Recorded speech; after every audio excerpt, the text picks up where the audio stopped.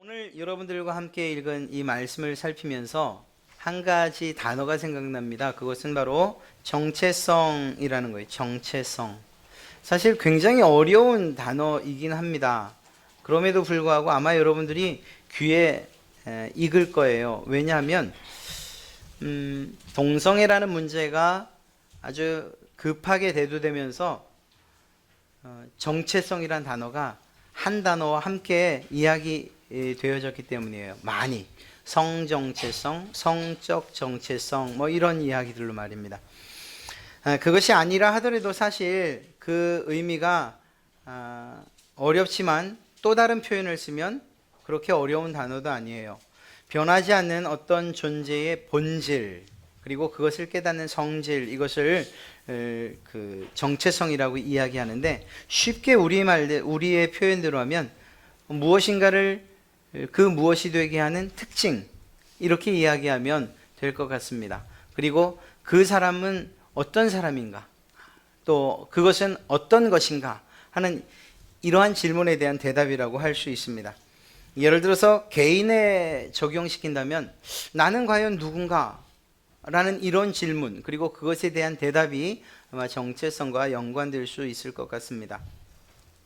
이렇게 개인뿐만 아니라 조금 넓게는 가족 혹은 친척, 이웃, 교회, 이런 작은 공동체, 조금 넓게는 사회, 국가 등 이러한 사람들이 모여 있거나 혹은 개개인들이 우리는 어떤 사람들입니다, 어떤 일을 하고 있습니다, 다른 건 몰라도 이것만큼은 꼭 지켜내야 합니다 라고 하는 그것을 바로 정체성 혹은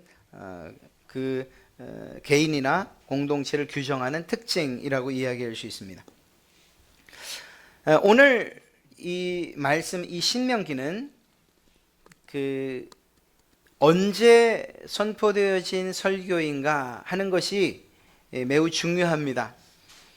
이스라엘 백성들이 40년 광야 생활을 마친 이후에 요단강을 앞두고 이제 그 요단강을 건너기만 하면 가나안 땅으로 들어가는 바로 그 시점에서 모세가 마지막 유언과도 같은 설교를 한 것이고, 그 설교를 기록해 놓은 것이에요. 하나님의 명령을 다시 한번 새긴다는 거죠. 그런 입장에서 이 모세가 설교를 하고 있는 것입니다. 40년의 광야 생활을 끝내고 젖과 꿀이 흐르는 그 땅을 앞에 두고 있는 그 상황에서, 자, 여러분들이 모세라고 한다면 나는 들어가지 못해요. 여러분들과 나, 모세는 들어가지 못해요.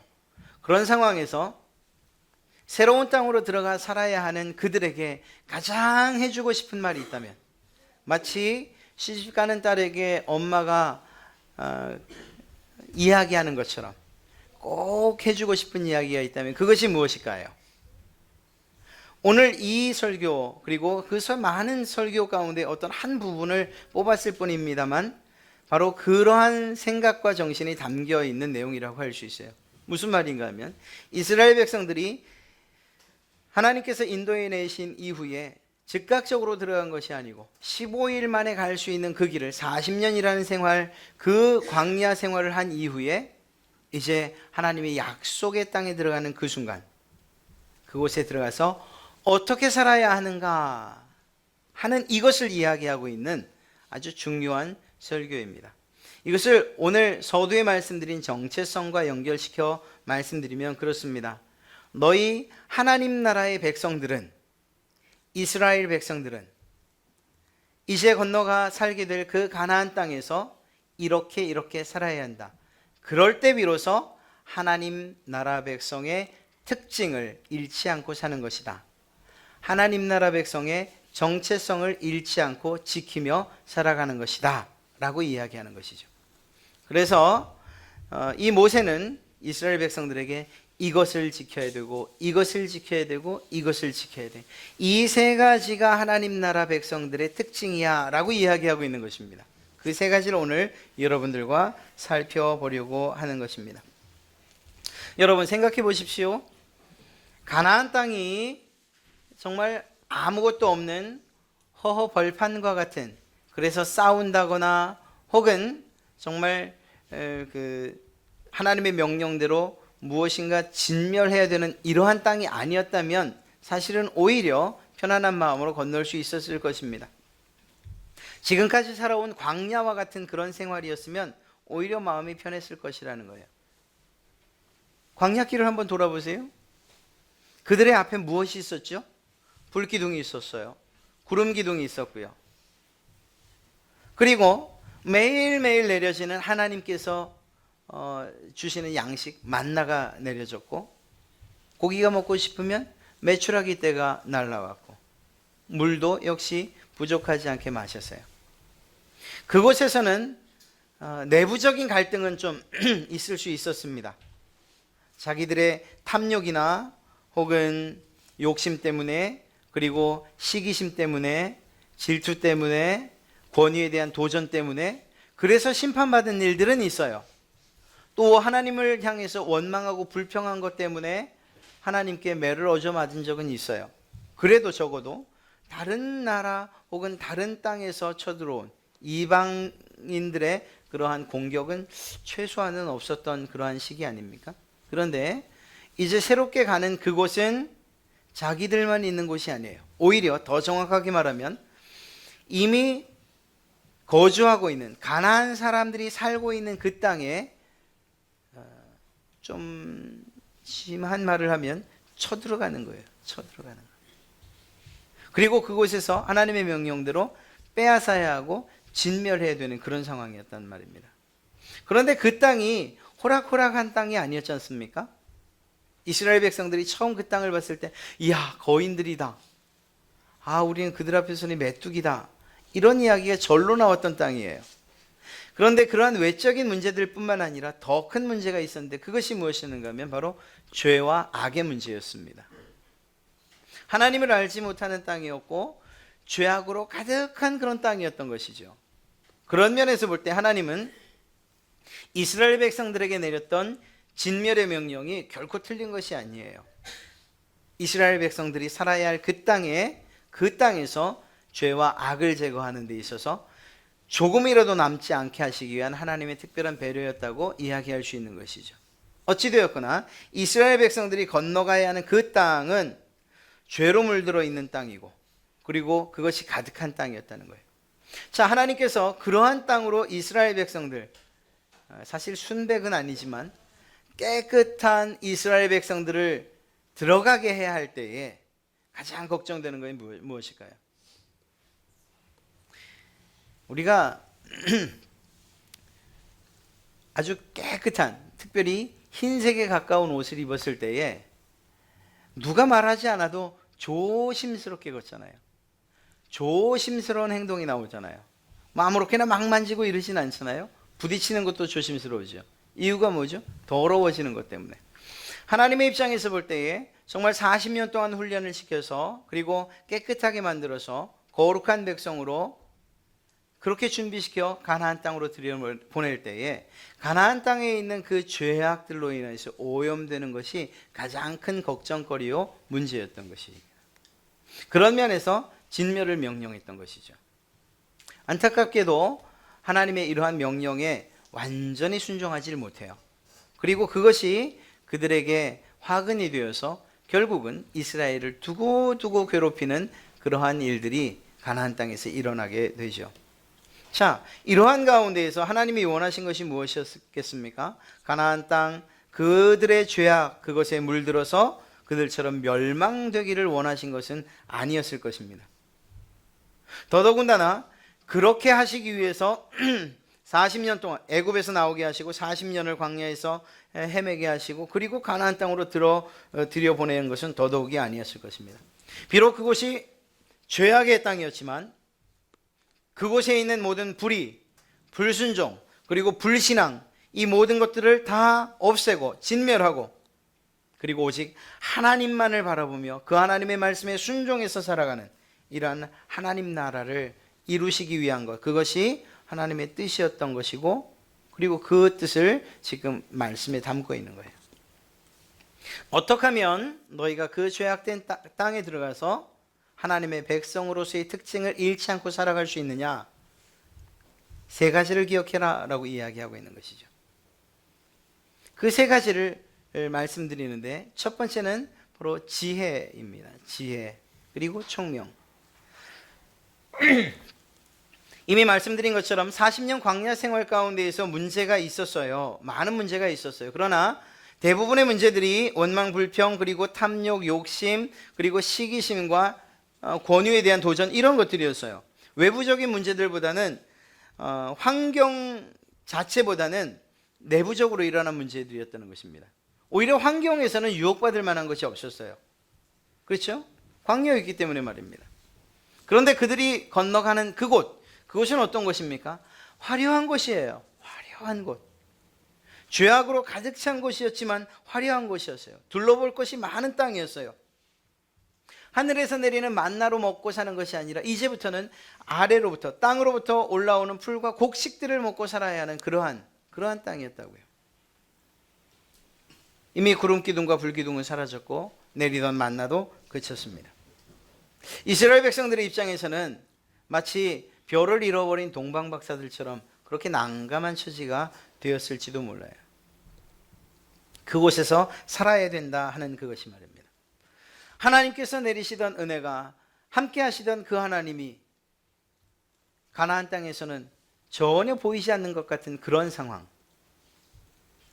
가시적으로도, 그리고 특별히 그들이 느끼는 것으로도 느낄 수 없는 그런 하나님의 부재와도 같은 이런 상황을 경험할 수밖에 없었던 그런 땅이라는 것입니다. 죄악으로 가득한 바로 그 땅. 자, 이러한 땅에서 이스라엘 백성들이 살아가는 두 가지 방법이 있을 것입니다. 첫 번째 무엇일까요? 그냥 동화되는 거예요. 동화. 하나님의 명령이고 뭐고 없이 그냥 가서 이 가나안 사람들이 살아가는 그 방식대로 살아가는 거예요. 하나님께서 인도하신 그 지경, 그 경계선은 요단강으로 이제 끝난, 하나님의 인도하시면 거기까지입니다. 이제는 우리가 바알과 아세라의 인도를 받겠습니다 라고 말하는 거예요. 하나님이 뭐라 말씀하실 것 같으면, 아니 이제는 만나도 내리지 않으시면서 무슨 말이 그리 많으십니까? 이제는 내가 바알과 아세라를 섬기겠습니다 라고 말하고 그들의 삶의 방식대로 살아가는 거예요. 그것이 죄가 되었던, 악이 되었던 말입니다. 하나님 없이 성적으로도 타락하고 도덕적으로도 윤리적으로도 타락하고, 그러나 타락과 상관없이 그냥 살아가는 방식이 그렇겠거니 하고 살아가는 거예요. 참 감사하게도 하나님께서 그들에게 그렇게 살지 말라고 명령하고 계셨다는 거예요. 그 땅에서 살아가는 방식이 그러한 방식이어서는 안 된다는 것을 이야기하셨다는 것이죠. 하나님은 그 땅에서, 그 죄악된 땅에서, 그 가나안 땅에서 살아가는 그 방식을 이야기하실 때 오늘 지혜와 총명을 이야기하고 계신 것입니다. 지혜와 명철. 여러분, 우리가 흔히 이야기할 때 지혜와 명철은 우리의 일상생활에서 어떻게 필요할까요? 그것은 무엇인가 결정짓는 데 필요할 것입니다. 누군가가 결정을 요청할 때에 그것에 대해서 응답할 때 필요할 것입니다. 저급하게는 우리의 살아가는 삶의 방식들과 또 삶의 문제들에 대해서 결정을 해줄 거예요. 그러나 하나님께서 오늘 말씀을 통해서 이 9절 말씀에, 6절 말씀에 말하는 것처럼 너희는 지켜 행하라. 이것이 여러 민족에서 너희의 지혜요 너희의 지식이라. 하나님께서 허락하시는 지혜와 지식을 가지고 살아야 되는 이유가 무엇인가 이야기하실 때에 단지 삶의 문제들, 우리의 생활의 문제들을 해결하기 위한 것이 아니었어요. 너희가 이제 가나안 땅에 들어가서 내가 주는 지혜 그리고 그러한 명철을 가지고서 무엇을 판단해야 되느냐? 광야에서는 볼 수 없었던 그 일들이 일어날 텐데, 수없이 많은 일들이 일어날 텐데, 그 일들이 일어날 때마다 내가 준 지혜로서, 내가 준 명철로서 무엇이 선인지 무엇이 악인지, 무엇이 내가 기뻐하는 것인지 그렇지 않은 것인지, 무엇이 하나님에게 영광을 돌리는 것인지 하나님의 얼굴에 목치를 하는 것인지, 그것을 구분하라고 지혜와 명철의 삶을 명령하신 것이라는 것이요. 사랑하는 성도 여러분, 하나님께서 주시는 지혜와 그리고 그 명철이 아니고선 우리는 하나님의 마음을 그리고 그분의 뜻을 알 수가 없어요. 우리의 양심조차도 믿을 수 없는 것, 그것이 우리 아닙니까? 그러니 오늘 하나님께서 명령하시는 대로 지혜와 명철의 삶을 사는 것, 이것은 매우 중요한 것이에요. 그것이야말로 이스라엘 백성들, 하나님 나라 백성들의 삶을 규정하는 그러한 중요한 그 열쇠가 된다는 것입니다. 하나님이 주신 지혜로 살고 있느냐, 그 명철로 구분하며 살고 있느냐 하는 이것 말입니다. 또한 두 번째 이것이 무엇이었는가 하면 하나님께서 명령하신 그 명령대로 살아서 공의와 정의를 행하며 살아야 한다라는 것입니다. 8절 말씀을 보면 오늘 내가 너희에게 선포하는 이 율법과 같이 그 규례와 법도가 공의로운 큰 나라가 어디 있느냐. 하나님께서 주신 율법과 규례, 법도를 지킬 때에 그것은 공의로운 삶의 결과로 나타난다는 것입니다. 정의로운 삶의 결과로 나타난다는 것입니다. 사실 이것을 생각하면 많은 이들이 저와 여러분을 포함해서 하나님의 율법, 법도, 규례 이러한 것을 얘기하면 왠지 모르게 우리의 발목에 족쇄가 덜컥 채워지는 것처럼 그렇게 여겨져요. 아, 또 이것으로 나를 얽어 매시는구나. 이거 지켜야 된다고 하는 거구나. 내가 도망갈 수 없구나. 사랑하는 성도 여러분, 그러나 오히려 그 죄악된 땅에서 하나님께서 말씀하시는 공의가 이루어지고 정의가 이루어지게끔 하는 그 법이라면 오히려 하나님의 백성들은 그것을 자랑스러워해야 하지 않겠습니까? 2014년도에 싱가포르의 그 부패 지수가 몇인가 하면 싱가포르이 7위였어요.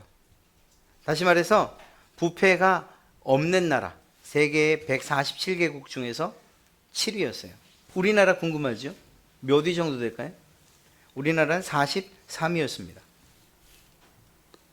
그만큼 그래도 중간 이상이긴 하지만 그래도 이미 그 아시아권에서 홍콩도 들어가 있고 일본도 들어가 있고 우리를 앞질러 있어요. 다. 부패가 있다. 싱가포르이 왜 그렇게 됐는가 하면 1959년에 싱가포르의 첫 번째 총리가 탄생을 하죠. 리콴유라고 하는 총리가. 그런데 그가 가장 먼저 했던 것이 무엇인가 하면 1960년부터 부패방지법을 마련해서 그것을 정말 밀어붙입니다.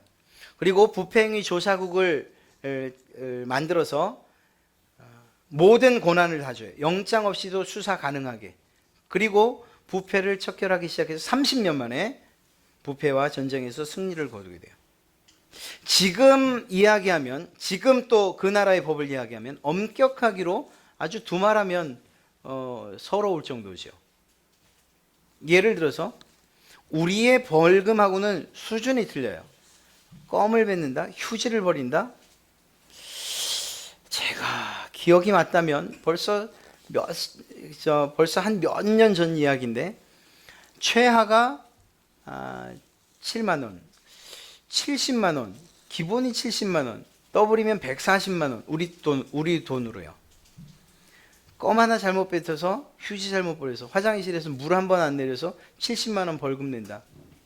야, 뭐 이렇게 엄격하게 하느냐, 이렇게 이야기할지 몰라요. 그러나 지키고 있는 사람들의 입장에서는 그 법이 매우 자랑스러운 법일 수 있다는 것을 꼭 기억해야 돼요. 왜냐하면 그 법을 지켜서, 이 부패방지법을 통해서, 부패행위 조사국을 통해서 그 막강한 힘이 결국은 나라를 안정화시키고, 그리고 다른 나라 사람들이 투자하고 싶은 나라로 만들어서 결국은 나라의 질이 올라갔잖아요. 그런 면에서 볼 때 싱가포르 사람들은 비록 그 리콴유라고 하는 그 총리 한 사람이 이루어 놓은 그러한 결과이지만 그러한 그가 세워놓은 법들이나 지금 시행되고 있는 법들에 대한 매우 큰 자부심을 갖고 있을 것은 분명합니다. 여러분, 이것은 단지 우리 어떤 한 나라의 일은 아니에요. 우리가 지켜야 할 그러한 율법과 그리고 도덕 그리고 규례들, 이러한 것들이 하나님 나라의 사람임을 드러낸다라는 그러한 입장에서는 우리가 그것을 박수치면서 지켜야 할 법이라는 것입니다. 이스라엘 백성도 그렇게 그 법을 받아들여야 된다라고 모세가 이야기하고 있는 거예요. 그러면서 무엇이라고 말합니까? 그 법이 있는 나라, 그 나라를 큰 나라라고 이야기하고 있어요. 아까 지혜와 총명도 마찬가지예요. 이웃 나라들이 야, 너희에게 그러한 지혜가 있다니 너희야말로 참 큰 나라 사람이구나. 큰 나라 사람은 과연 지혜와 지식이 있는 백성이구나. 이렇게 이웃 나라가 칭찬할 것이라고 이야기하고 있잖아요. 하나님께서 명령하신 그 도덕과 윤리적인 그 법을 지켜나갈 때에 그들 스스로도 또 이웃 나라도 그들을 인정한다는 큰 나라로. 그러니 그것은 우리가 이 이스라엘 백성들이 자랑하고 지켜야 될 법한 그러한 내용들이라는 것입니다. 그리고 초반에는 그렇게 살아갔는지 모르겠어요. 안타깝게도 그들의 삶이 가난해서 그 삶이 하나님의 법을 무시하고 공의와 정의를 무시한 그러한 법이 되어서 결국은 심판의 길을 갔지만 말입니다. 하나님 나라의 백성으로 규정되는 데 있어서 우리에게 하나님께서 말씀하신 법을 가지고 있다는 것, 그 명령대로 지킨다는 것, 이것은 우리에게 큰 자부심과 자긍심이 될 것이라는 것입니다. 여러분들이나 저도 그러한 삶을 살아야 되는 거죠. 뭐가 이렇게 힘든지 몰라. 예수 그저 믿으면 된다고 얘기를 했는데 들어와 보니 속았어. 지키라는 건 뭐가 이렇게 많고 정말 머리가 아프고 이럴 줄 알았으면 내가 예수 안 믿었지 라고 생각하십니까? 아니에요. 그거 반대로 생각하셔야 되는 거예요. 야, 내가 이러한 법을 지킬 수 있을 것으로 하나님께서 여기시고 또한 이 법대로 살아 그 백성, 즉 하나님 백성으로서의 긍지와 자부심을 느끼게 하고 계시구나, 이렇게 말입니다. 지혜와 총명을 주신 것도 마찬가지고요. 그런 면에서 볼 때에 이스라엘 백성들이 가나안 땅에 들어가 살 때 그들이 하나님 나라의 백성이라는 그 특징, 그들이 하나님 나라의 백성이라는 것을 규정하는 그 특징, 그것은 하나님이 주신 지혜와 총명, 아울러 하나님께서 주신 율법이었다는 거예요. 이해가 되지 않는 게 있어요. 이렇게 지혜와 또 율법을 통해서 그것을 지키는 것으로서 얻어지는 공의와 공의로운 삶, 의로운 삶, 이것은 하나님 나라의 백성, 가시적인 보여지는 하나님 나라의 백성으로서의 특징이 분명합니다. 이걸 바꿔 얘기하면 여러분들이 그리스도인임에도 불구하고 우리가 사는 것이 정말 죄송합니다, 시쳇말로 개차반처럼 산다고 한다면 우리는 하나님 나라라고 이야기하는 것 자체를 부끄러워해야 돼요. 또 우리가 그렇게 엉망진창으로 사는 모습을 사람들이 본다면 아니 하나님 나라의 백성이 저렇게 산다고? 난 그러면 하나님 나라의 백성 되고 싶은 생각이 없어 라고 할 수 있습니다. 이렇듯이 표면적으로 드러나는 이러한 지혜와 총명, 그리고 또한 더 나아가서 하나님께서 주신 율례와 법을 따라서 의롭게 되는 것, 이것은 눈으로 보이는 것들이에요. 그렇기 때문에 하나님 나라의 특징으로서 충분하다고요. 그런데 이 두 가지 사이에 끼어 있는 한 가지가 더 있어요. 그것이 무엇인가 하면 바로 기도예요. 7절 말씀을 보면 우리 하나님 여호와께서 우리가 그에게 기도할 때마다 우리에게 가까이 하심과 같이 그 신이 가까이함을 얻은 큰 나라가 어디 있느냐. 여러분, 하나님 나라 백성, 그 백성을 규정하는 삶의 특징에 기도가 있다는 것, 좀 의구심이 들지 않습니까? 왜냐하면 가나안 그 땅에도 기도하는 자들이 있었기 때문이에요. 아니 굳이 그 나라를 이야기할 건 아니고 지금 우리가 사는 이 세상에도 하나님께 기도하는 사람들 외에 기도하는 사람은 없습니까? 많아요. 각종 종교마다 각종 신들을 믿는 사람들마다 기도하지 않는 사람들이 없어요.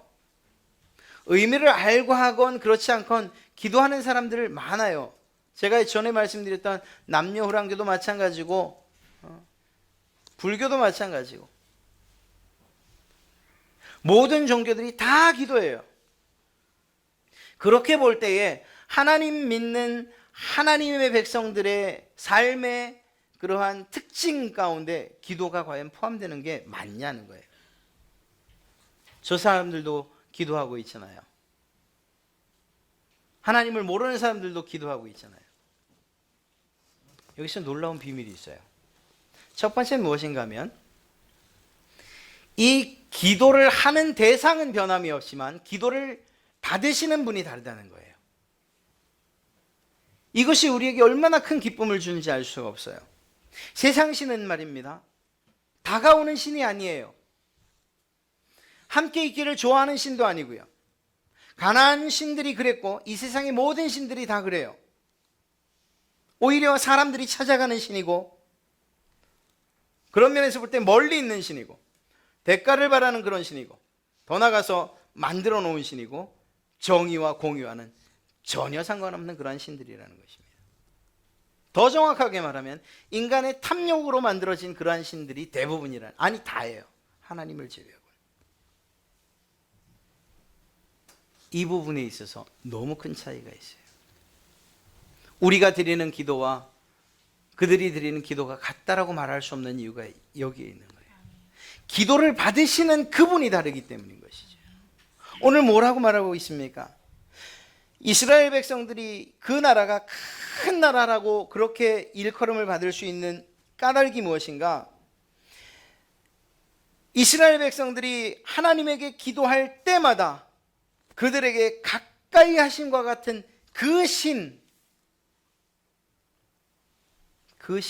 둔 백성이 없다는 거예요.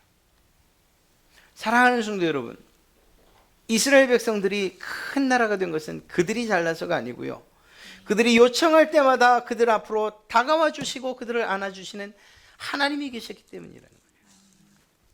이 사실들을 이스라엘 백성들이 깨달았어야 됐던 거죠. 정말 마음속에 새겨야 됐던 그러한 말씀이에요. 안타깝게도 그 결과가 좋지 못하게 나타났지만 말입니다. 하나님께서 이스라엘 백성들과 가까이 계시기를, 그리고 또 그들의 기도에 가까이 다가와 응답하시는 그러한 하나님이시라는 것, 이것은 신명기 4장에 나타난 하나님의 특성이 아니에요. 그것은 하나님께서 세상을 만드실 때부터 가지고 계셨던 그분의 유일한 사랑의 표현의 방법이었어요. 그들이 죄를 지을 때이든 그렇지 않을 때이든, 아담과 하와가 하나님의 명령에 순종할 때에 그들과 함께 하기를 원하셨던 그 하나님, 그들이 죄를 지었음에도 불구하고 아담과 하와의 이름을 부르며 어디 있느냐, 그 속내가 무엇이, 내가 너희와 함께 있어야 하는데 어디 있느냐, 몰라서 물으십니까? 안타깝게도 그들의 죄로 인한 그 간극이 너무 멀어져서, 하나님의 이러한 함께 계시고자 하시는 뜻은 성경 전체에 나와 있는 그러한 하나님의 한 가지 뜻이에요. 성막을 만들게 하시고 그 회막이 무엇입니까? 만나는 장소잖아요. 만나는 장소. 누구와? 하나님과 이스라엘 백성들이 만나는 장소, 모세가 만나는 장소. 하나님은 그 회막 가운데도 함께 계시길 원했고요, 그 회막의 시대가 지나고 성전 시대가 됐을 때도 여전히 그곳에 임자에 함께 계시길 원했던 그 하나님, 그 하나님의 함께 계시고 싶어하는 그 마음, 그들의 기도를 가까이서 듣고자 하시는 그 마음이 결국은 어떻게 나타났습니까? 예수 그리스도로 나타난 거예요. 임마누엘.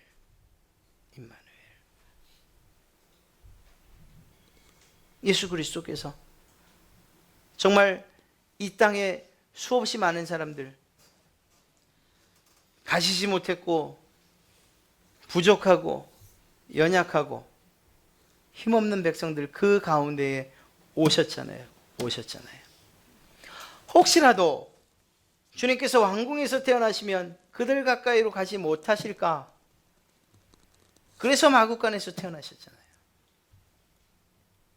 그 누구도 내가 주님보다 더 낮아서 부끄러워서 연약해서 가까이 갈 수 없습니다라고 말하지 못하게, 주님이 가까이 가실 때 오지 마십시오, 나는 천합니다, 이렇게 말하지 못하도록 이 세상에 가장 천한 모습으로 이 땅에 오셨던 거죠.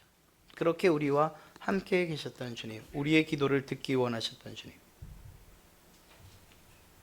그분이 이 세상에서의 모든 사역을 마치시고 돌아가실 때에 이 세상 끝날까지 내가 너희와 항상 함께 있으리라, 그 약속을 신실하게 성령님으로 지켜주셨고, 그리고 그 약속이 완성되는 그날 영원한 천국에서 주님과 함께 거하게 될, 하나님과 함께 거하게 될 바로 하나님의 백성들, 저와 여러분 아닙니까? 그런 면에서 이 기도야말로 하나님 백성을 규정하는 가장 중요한 특징이라고 할 수 있는 거예요. 또 한 가지 중요할 수밖에 없는 이유가 있습니다. 그것은 바로 이 기도, 즉 기도로 규정되는 하나님의 백성의 특징이 중간에 있다는 거예요. 지혜와 총명을 이야기하고, 그리고 기도를 이야기하고, 그리고 공의를 이야기해요. 여러분, 기도가 없이는 그 어떤 것도 지혜롭지 못하고 총명할 수 없다는 거예요. 기도가 없다면, 그래서 우리 스스로 하고자 하는 그러한 의로움이라면 그건 한계를 나타낼 수밖에 없다는 거예요. 사람이 의로워지면 얼마나 의로워질 수 있겠어요? 사람이 지혜로우면 얼마나 지혜로울 수 있겠습니까? 사랑하는 성도 여러분, 기도가 그리스도인의 삶을 규정하는 가장 중요한 특징이 되기를, 그러한 여러분이 되기를 주의 이름으로 간절히 축원합니다. 이것입니다. 우리의 기도를 듣기 위하여 가까이 오시는 그분, 그리고 들으시고 신실하게 응답하시는 그 하나님, 그분에게 드리는 기도야말로 그리스도인의 놀라운 특징, 가장 큰 특징이라는 것입니다. 사랑하는 성도 여러분, 오늘 말씀을 통해서 우리는 어떻게 살아야 하는가, 그리스도인의 삶을 드러내기 위해서 어떻게 살아야 하는가 하는 것들을 우리가 배웠어요.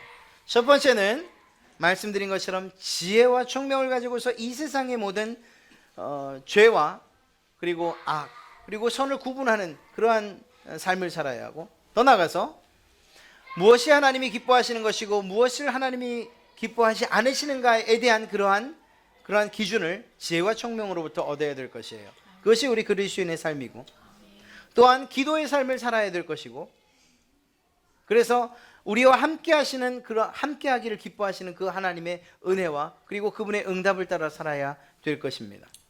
더 나아가 공의로움이 우리의 삶의 특징들이 되어서, 하나님 믿는 사람들이 공의롭구나, 정의롭구나, 정직하구나 하는 이러한 삶을 우리가 살아내야 될 거라는 거예요.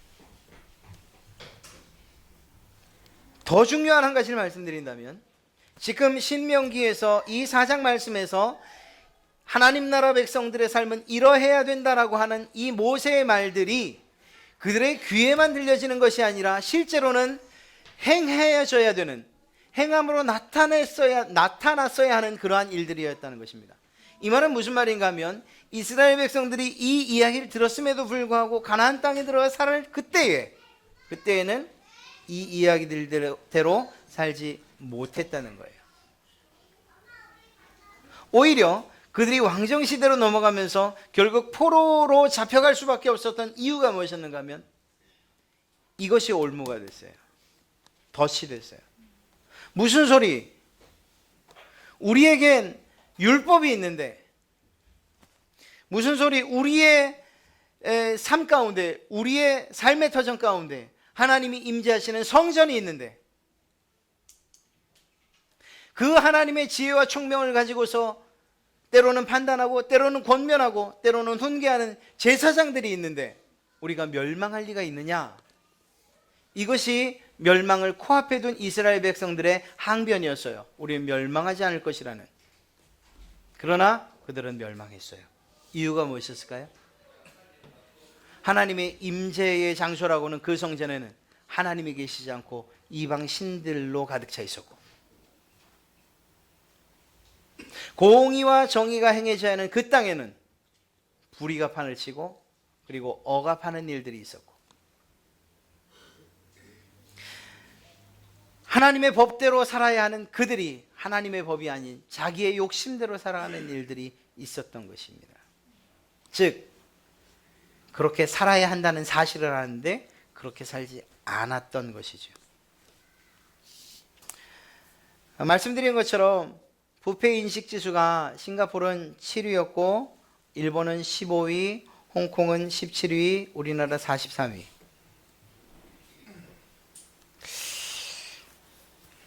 우리나라에 부패 방지법이 없느냐? 있어요. 2001년 6월 28일 통과됐고 2002년 초부터 시행됐어요. 그 제1장 총칙 제1조에서 목적을 이렇게 명시하고 있습니다. 이 법은 부패의 발생을 예방함과 동시에 부패 행위를 효율적으로 규제함으로써 청렴한 공직 및 사회 풍토의 확립에 이바지함을 그 목적으로 한다. 우리나라 부패 방지법의 목적이에요. 제1조에 기록된. 제가 여러분에게 질문 한번 할까요? 이 법이 지금 잘 시행돼서 우리나라에 부패가 없다라고 여러분은 생각하십니까?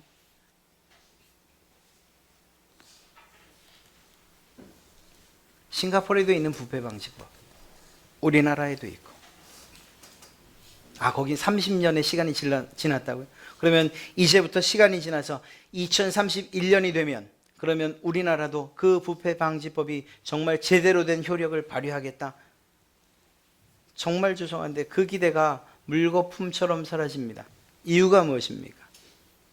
법이 있는 게 중요한 게 아니라는 걸 말씀드리고자 하는 거예요.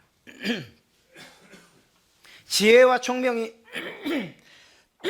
죄송합니다.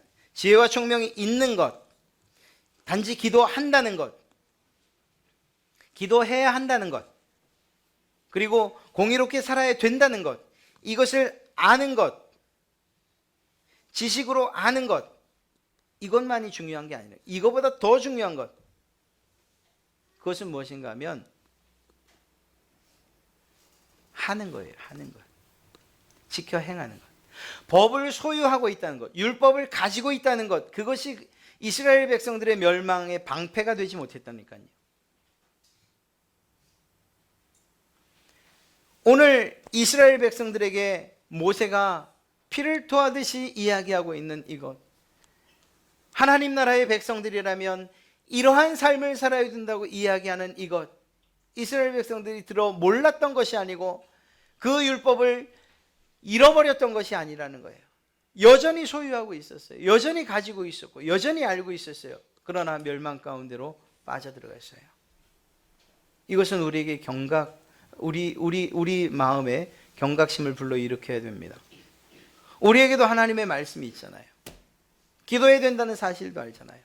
정의롭고 공의롭게 그리스도인들이 살아야 된다는 사실도 우리도 알고 있잖아요. 우리가 그렇게 살고 있느냐라는 이러한 질문이 다른 사람 아니고 바로 우리 각자 스스로에게 질문되어져야 된다는 것입니다.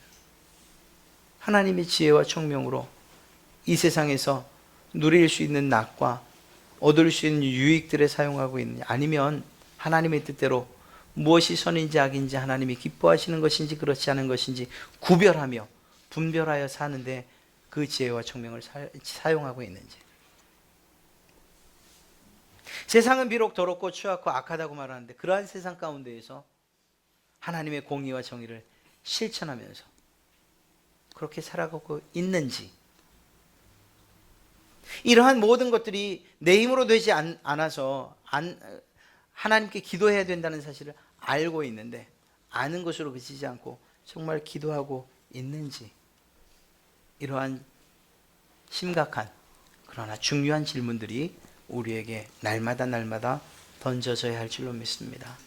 사랑하는 성도 여러분, 하나님께서 명령하신 이 명령들이 그저 명령으로 끝나는 것이 아니라 우리가 그것들을 지켜 행함으로 세상 사람들도 당신은 큰 나라요, 당신은 하나님 나라의 백성 맞소, 더 나아가 하나님께서도 너야말로 내 백성이 맞다, 참 백성이다, 이렇게 인정하시고 우리를 응원해 줄 수 있는 그러한 삶이 되어져야 그것이 복된 삶 아니겠습니까? 사랑하는 성도 여러분, 주님께서 기뻐하시는 모습으로 그분이 명령하신 대로 살아 하나님의 백성으로서 자부심과 자긍심을 드러내며 살아가시는 그러한 주님의 귀한 종들, 그리고 또한 주님의 자녀들 되시기를 주님의 이름으로 축원합니다.